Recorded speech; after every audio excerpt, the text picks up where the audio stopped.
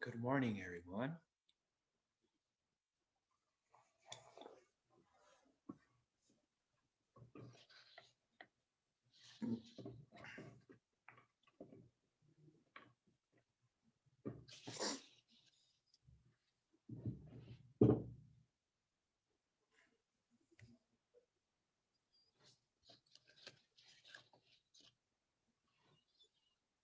Okay. Let's see something in the chat. Okay. Very good. So we will continue with our practice of the Five Remembrances. Once again, I invite you to follow the sound of the bell. And shortly after, I will recite the Five Remembrances. And then you will hear the bell again. And then we'll start with today's topic.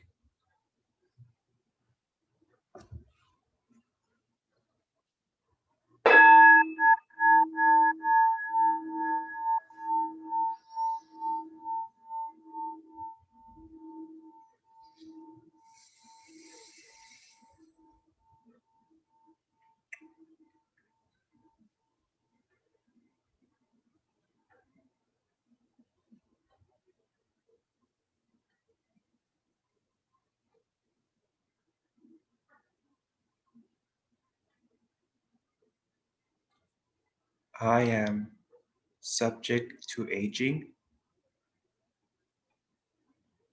There is no way to avoid aging. I am subject to ill health. There is no way to avoid illness. I am going to die. There is no way to avoid death. Everyone and everything that I love will change. There is no way to escape being separated from them. My only true possessions are my actions. I cannot escape their consequences.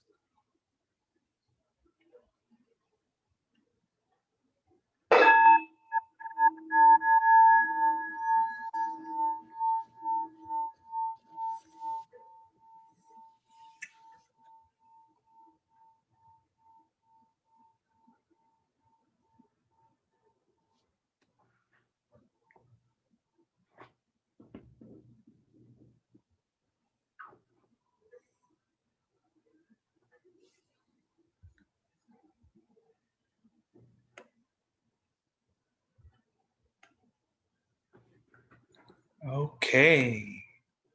Go ahead, Alan. Thank you, Bhante. Welcome, everybody. Good morning to everybody who's joining us live and also later on with the saved video. Today is day 5, and so we'll be covering right livelihood. So this is the last of the conduct portion of the Noble Eightfold Path. So the scripture for today is from the Dhammapada, and it says, "You yourselves must strive. The Buddhas only point the way. Those meditative ones who tread the path are released from the bonds of Mara." And so we talked about Mara, at the very beginning. It was the entity that tempted the Buddha to try to prevent him from being awakened and enlightened. But it's also our unskillful mind. As we are consumed by these 3 fires or 3 poisons. One is to do these unwholesome, unskillful acts. So as we have this meditative concentration, this mindfulness, it helps us as we go through every day. So with right livelihood, a lot of times we think about it as, our profession, our jobs, and it absolutely is part of that as well too. Traditionally the Buddha, when we talk about right livelihood, was, You don't want to be like a fortune teller or, engaging in the arms trade or stuff like that, killing.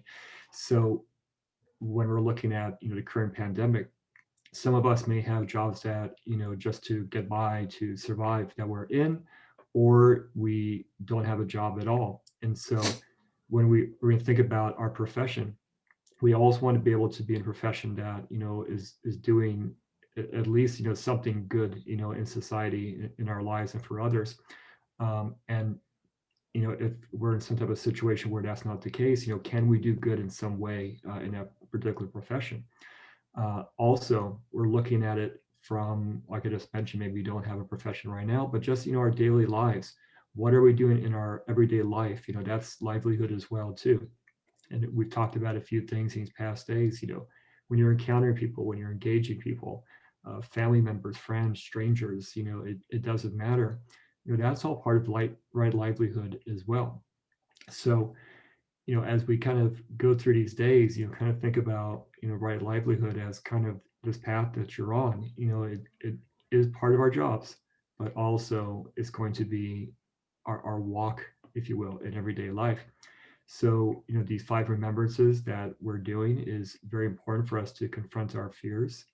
And when we meditate, that's giving us the push-ups, mental push-ups, the strength we need to be mindful as we go out into the world and practice right livelihood. But for what we're going to do for a new practice today, kind of look at, if you have your current job, what good are you doing there? What wholesome acts, what compassion can you actually engage in that particular profession?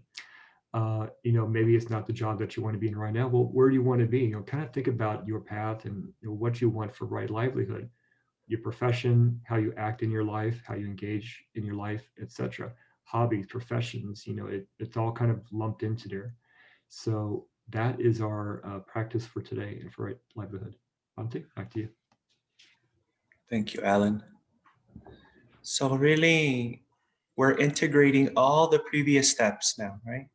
The right view, the right thoughts, the right speech, and the right actions, and we're bringing it into our everyday lives. As Alan said, it's just not our careers or our jobs, but our hobbies, sports, or anything. School, for those of you that are students, what organizations you're part of. So it's really integrating the previous steps into our everyday life, bringing the Dhamma into our lives from the moment that we wake up to when we go to sleep.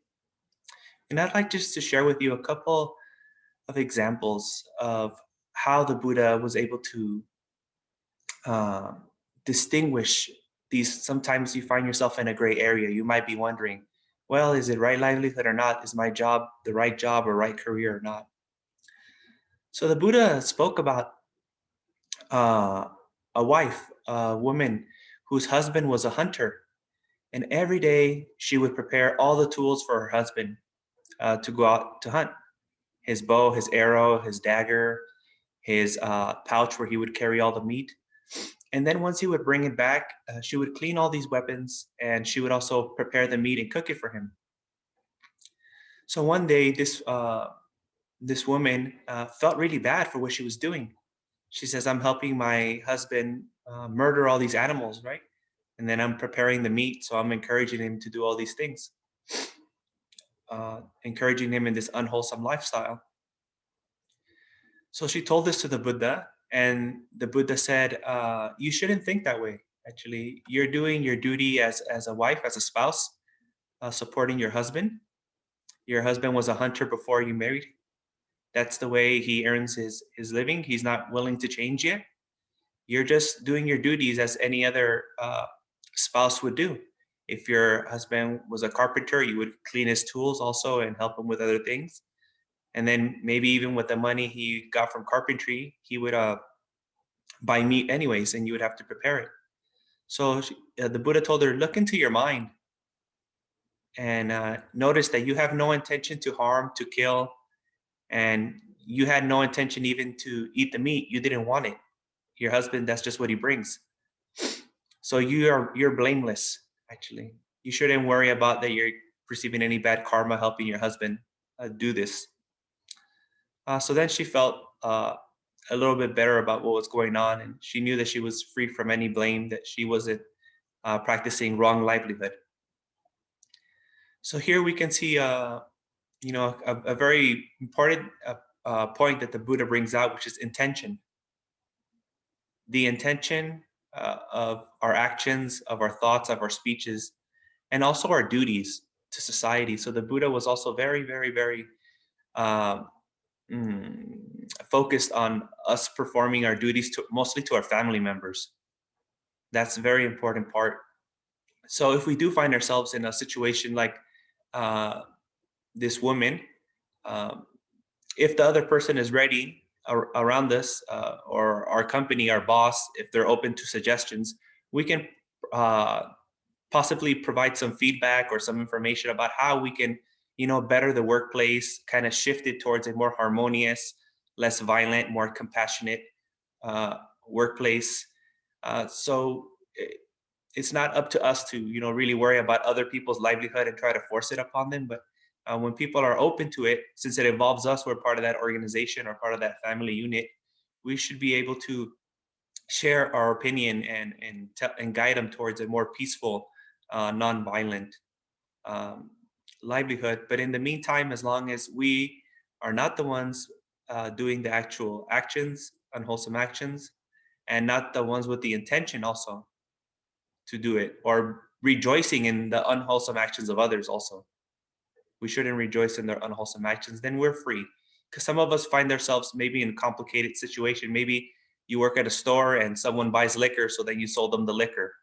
You know, that's, leading towards intoxication is one of those things that the Buddha said is not a good thing. We shouldn't sell poisons and drugs. Uh, but you're there, maybe you didn't go with the intention to sell liquor that day, you're just there to be a cashier, and people just happen to buy it. So I just kind of wanted to offer these suggestions because we find ourselves in very gray areas, complicated areas. The important thing is that we're working towards non-violence, non-harm, and we have an intention of non-violence and non-harm, and we're working towards that perfect state that we can hopefully accomplish in the future. But any step that we take towards that uh, goal is a good step. We're going in the right direction, and we should praise ourselves. Actually, there's nothing wrong with praise. So we should praise ourselves every time we take a step towards nonviolence, compassion, loving kindness, and renunciation.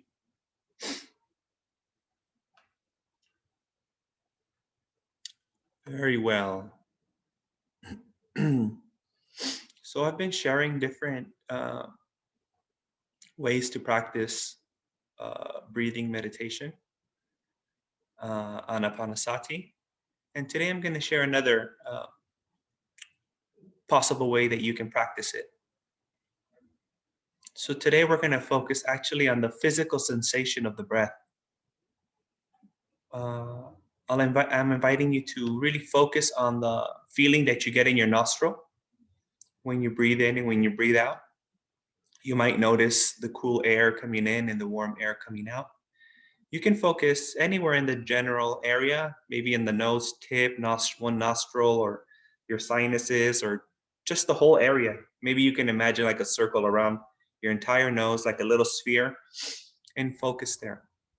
So this is just one way to kind of bring attention to the breath. Just another maybe technique or support you can use in your meditation practice. And as always, you're invited to practice your own meditation, your own practice that you already have. This time's really, these next couple of minutes is just really for you to do your own practice, or you can follow along with this practice. I leave it up to you, or even do some chanting. It's up to you, completely up to you. So I'm gonna sound the bell, and then you can practice this focusing on the physical sensation of the in breath and out breath.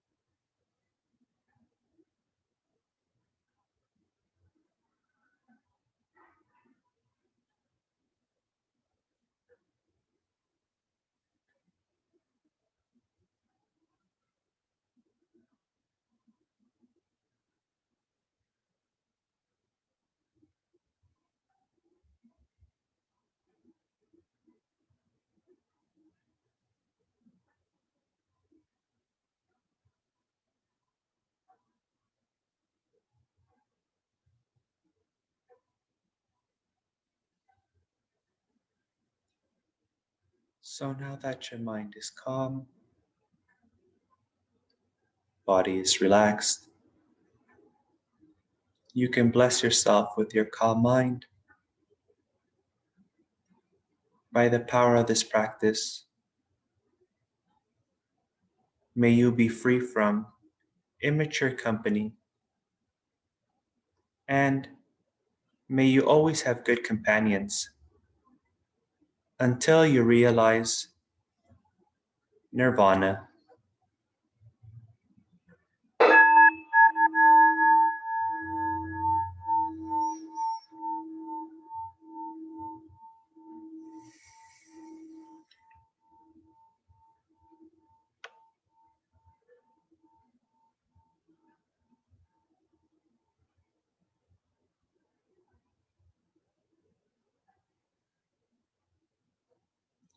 Alan, is there anything else you would like to share? The only thing I'd like to share is I really enjoyed that you did that story today. I actually was just reading it just a few weeks ago, so I think it was very appropriate for today. And you're absolutely right. Intention matters inside Buddhism. So it's your intention that really matters when it comes to all this.